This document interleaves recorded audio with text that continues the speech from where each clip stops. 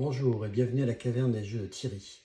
Aujourd'hui, présentation de Pathfinder, le jeu de cartes, un jeu de Mike Selinker, donc la version ici Skull and Shackles, autrement dit en fait une version pirate des Caraïbes si on veut.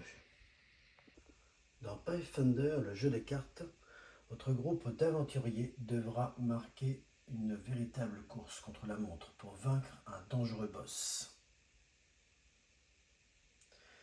Ils doivent nettoyer ces régions ou les protéger afin d'acculer le boss et le vaincre avant la fin du temps imparti.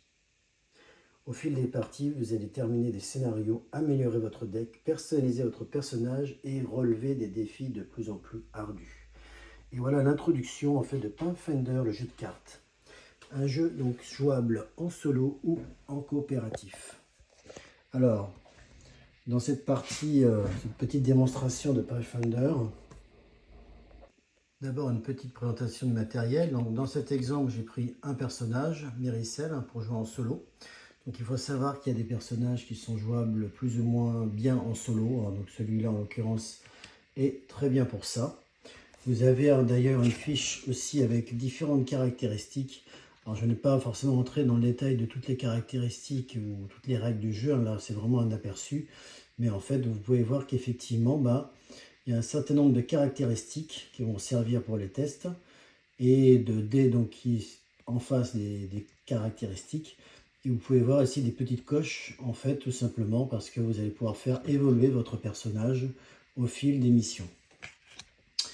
Vous avez bien sûr un deck de cartes qui correspond en fait au matériel, aux différents matériels que Myricel a. Alors, ce qu'il faut savoir aussi, là encore, vous avez toute une liste au départ de matériel à disposition, armes, sorts, armures, etc. Le nombre de cartes disponibles. Il y a des niveaux au niveau des cartes, bien sûr. Si par exemple je prends là, donc j'ai déjà par exemple cet outil de maître, voilà. C'est un objet B basique, voilà, par exemple, avec donc des caractéristiques. Alors ça c'est les tests, le chiffre qu'il faut atteindre avec le test pour l'acquérir, et avec les pouvoirs expliqués ici. Donc le type, effectivement, on est sur un outil élite, voilà, par exemple. Donc vous avez effectivement les objets dont dispose en fait le héros, en sachant qu'en même temps, c'est la particularité, ce sont ses points de vie. C'est-à-dire qu'en fait, le deck de cartes, à chaque tour, donc, on va attirer un nombre de cartes. Alors au départ, ça va être 5 cartes, mais ensuite, vous allez pouvoir monter, je crois, jusqu'à 6 cartes avec ce personnage. Et en fait, si à un moment donné, vous allez devoir piocher des cartes, parce que ces cartes, vous allez les utiliser. Si à un moment donné, vous n'avez plus de cartes, c'est que vous avez perdu, puisque en fait, ça représente en même temps vos points de vie. Vous avez aussi des bénédictions, en fait. Donc au départ, vous en mettez 30 pour commencer un scénario.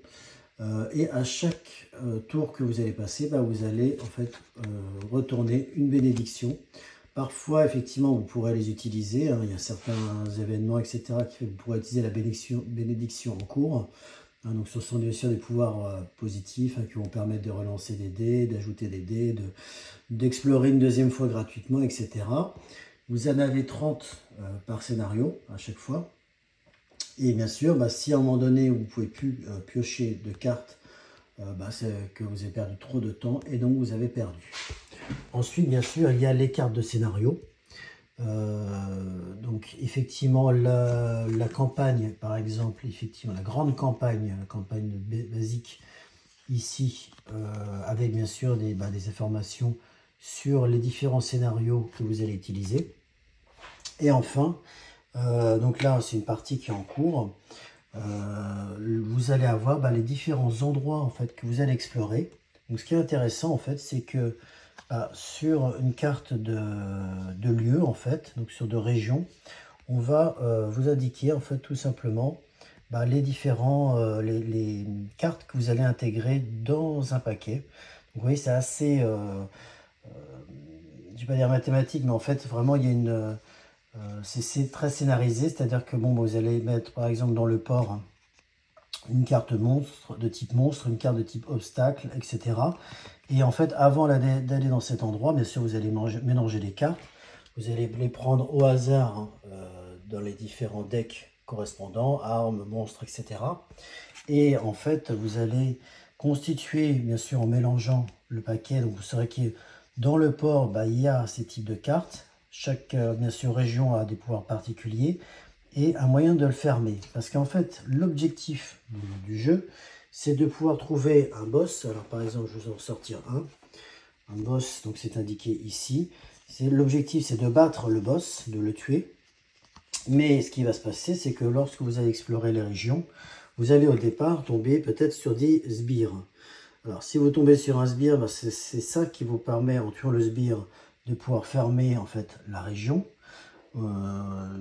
définitivement. Mais si par exemple vous tombez sur le boss, donc en fait dans une région vous allez soit tomber sur le sbire, soit sur le boss. Si vous tombez sur le boss et qu'il y a encore d'autres régions ouvertes, à ce moment-là vous allez pouvoir blesser le boss qui va s'enfuir en fait dans une autre région, d'accord. À ce moment-là, on va dire pour garder le suspense, si par exemple il reste 3 régions, vous allez prendre donc la carte du boss qui va s'enfuir, plus 2 cartes bénédiction donc pris dans les paquets du jeu en fait de départ. Et donc vous allez les mélanger et répartir les 2 cartes bénédiction et le boss dans les 3 régions restantes. Donc il va s'enfuir en fait. Et donc le meilleur moyen en fait de terminer le scénario, donc de tuer le boss à chaque fois, bah, ça va être de fermer en fait toutes les régions en tuant les sbires, pour que en fait lorsque vous arriverez sur une région et que vous trouverez le boss, bah, qu'il n'y ait plus aucun autre endroit où s'enfuir parce que vous aurez fermé toutes les autres régions. Donc voilà, il y a beaucoup de mécanismes dans ce jeu-là, mais vous comprendrez en fait dans cette ambiance un peu pirate, au final il y a c'est quelque part assez calculatoire parce que vous avez effectivement des régions que vous allez explorer en sachant que il y a, on va dire, un certain nombre d'éléments dans cette région qui vont rendre plus ou moins difficile l'exploration. Donc vous allez faire des tests en fait pour les combats, mais aussi pour obtenir des objets. Si je prends par exemple ici le sbire, vous voyez qu'en fait pour le battre, il faut faire le test d'élimination. Il va falloir utiliser soit les compétences intelligence, artisanat, connaissance de niveau 10. Voilà. Alors, ce qu'on va faire par exemple pour le battre, on va regarder tout simplement les compétences de Méricel, voir ce qu'elle a en intelligence constitution. Donc là, on voit qu'en intelligence artisanat, il faut lancer un D6 plus 2. C'est indiqué ici sur sa carte. On a aussi connaissance, mais j'ai pas en fait de pouvoir particulier en connaissance.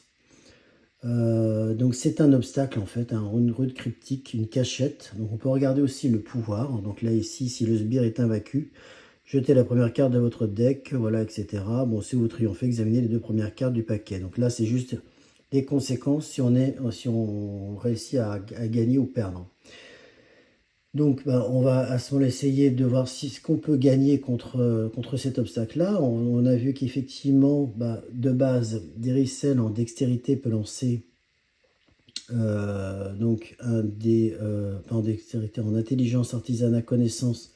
Elle peut lancer un D6 plus 2, puisqu'elle a l'artisanat, intelligence plus 2, donc un D6 et on ajoute 2 résultats. Vous voyez que même au maximum, elle atteindra 8, c'est largement insuffisant. Donc, on va regarder un peu les possibilités qu'on a. Ici, effectivement, il y a des armes qu'on peut utiliser dans les combats, mais là, vous voyez, c'est un obstacle, donc ça ne va pas être très utile. Alors, j'ai aussi cet outil de maître. Alors, révélez cette carte pour ajouter 2 dés à votre test de sabotage. Mais bon, là, il n'y a pas question de sabotage. Recherchez cette carte pour vaincre un obstacle dont la difficulté maximale est de 14 ou moins. Alors, c'est intéressant en fait, c'est-à-dire que si j'utilise cette carte, je pourrais un obstacle, mais en fait, une carte obstacle, ce sont en fait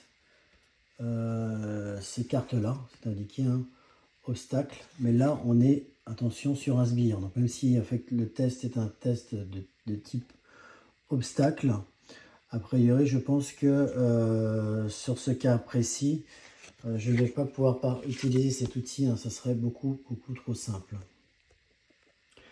Donc on voit que je ne peux pas utiliser mes armes, hein, parce que je suis sur un obstacle, donc ça ne va pas fonctionner. Je ne peux pas utiliser a priori mon outil de maître, mais par contre j'ai un objet. Alors ce qu'il faut savoir aussi, c'est que pour utiliser des cartes pour combattre ou pour acquérir un objet, on ne peut utiliser qu'un type d'objet de cartes à chaque fois. Donc, par exemple, si je devais faire un combat, ici j'ai deux armes, je ne pourrais pas utiliser les deux armes à la fois, hein, ce serait une des deux armes.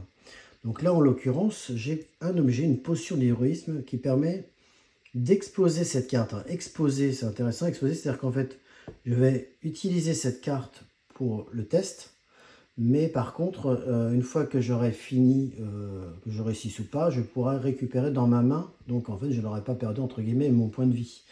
Hein, puisque rappelons qu'en même temps, ça représente des points de vie. Je pourrais aussi jeter cette carte, par exemple, pour ajouter 2 dés à un test d'intelligence ou de charisme en dehors des combats. Ce n'est pas un combat, donc c'est très bien. C'est même un test d'intelligence, on a vu tout à l'heure, un test d'intelligence artisanat. Et donc, si je jette cette carte, alors ça veut dire quoi jeter? Et ben en fait, je la mets dans ma défausse. Donc, je vais l'utiliser pour le test et ensuite ça ira dans ma défausse. Alors peut-être qu'il y aura certaines situations où je pourrais récupérer dans la défausse. D'ailleurs, je crois que... alors, c'était pas sur cette région-là, mais certaines régions, par exemple, permettent de récupérer des cartes dans la défausse. Enfin, il y a plein d'effets comme ça, un petit peu partout. C'est un petit peu aussi la difficulté dans ce jeu-là, hein, il y a beaucoup d'effets. Donc là, par exemple, pour ce test, pour atteindre le 10, je vais pouvoir utiliser aussi cette carte éventuellement. Vraiment, je pourrais maximiser au maximum. C'est-à-dire jeter cette carte pour ajouter 2 dés à un test, donc d'intelligence. 2 dés, étant donné que j'ai en intelligence un D6, donc je vais pouvoir jeter cette carte pour ajouter 2 D6. En sachant que j'ai un plus 2 aussi lorsque j'utilise l'intelligence artisanale, donc 2d6 plus 2. Et si j'utilise cette carte-là, je l'expose, je vais pouvoir ajouter un troisième dé. Donc au total, 3d6 plus 2. Donc si je prends par exemple mon d6, je vais le lancer 3 fois et rajouter plus 2 pour voir si je réussis à battre le sbire, donc la rune cryptique. Donc je vais laisser. Voilà, donc 3, 5, 6, 7, 8, 9. Donc j'ai lancé 3 fois, plus mes 2 de mon personnage, hein, de mes ricelles, que j'ai ici en intelligence artisanat plus 2. Ça me permet de dépasser les 10, donc un chiffre supérieur ou égal, et donc je triomphe du sbire, et donc je pourrai examiner les 2 premières cartes du paquet de cette région et reposer dans l'ordre que vous voulez. Vous pouvez ensuite tenter de fermer tout de suite la région d'où vient ce sbire. Et voilà, comme ça je vais pouvoir fermer la région. Et après, peut-être aller dans cette autre région où doit se cacher effectivement mon boss. Le trouver pour pouvoir terminer le scénario. Voilà. Donc vous voyez, c'est juste un exemple de la mécanique de ce jeu-là, mais qui est vraiment... il y a une certaine richesse, effectivement, dans les objets utilisés, les différentes armes, les lieux visités, etc. Il y a, je trouve, peut-être un manque de profondeur en termes d'histoire. Parfois, on va tomber sur des situations un petit peu incongrues. Mais globalement, on peut dire qu'il y a quand même une bonne dose d'aventure dans ce jeu-là. Et c'est pour ça que, effectivement, je vous recommande d'essayer ce Pathfinder qui est vraiment très intéressant. Voilà. J'espère que cette vidéo vous a plu. N'hésitez pas à vous abonner et à mettre un pouce.